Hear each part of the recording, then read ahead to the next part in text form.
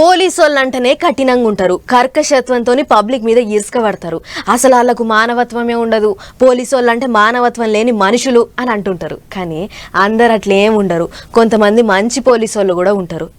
ఎక్కడ ఉన్నారు?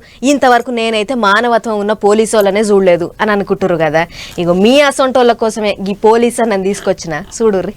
పోలీసులు అంటే కఠినంగా ఉంటారు. పోలీసులకు మానవత్వం అన్నదే ఉండదు. ఒంటి మీద కాకి బట్టలు ఉన్నాయన్న కావులంతో మనుషులను మనుషులు లెక్కనే చూడరు. కండ్ల కావులంతో మాట్లాడుతుంటారు అనుకుంటారు చాలా మంది దానిక పోలీసు వాళ్ళని చూసినాక. కానీ అందరు అట్టే ఉండరు. కొంతమంది పోలీసు వాళ్ళ దాంట్లో మంచి మానవత్వం ఉన్న పోలీసులు కూడా ఉంటారని నిరూపించిండు యాదాద్రి గుట్టల నౌకరీ చేసేటి శ్రీనివాస్ అనేటికి పోలీస్ అన్న.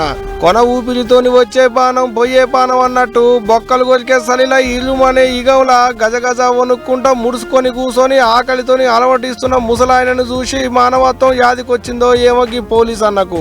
పక్క పొంటున్న హోటల్కేంచి 4 ఇడ్లీలు నీళ్ల డబ్బా పట్టుకొచ్చి ముసలాయనకు తినిపించిండు. పెద్ద ఆయన ఆకలి తీర్చిండు.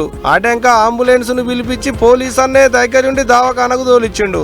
మట్టిలో మునిగి మట్టిలో తేలినట్టే మాసి అట్టలు కట్టిన బట్టలు. అట్ట పడున్న మనిషిని చూసినోళ్లే గాని దగ్గరికి పోయినోళ్ళు ఎవ్వలేరు.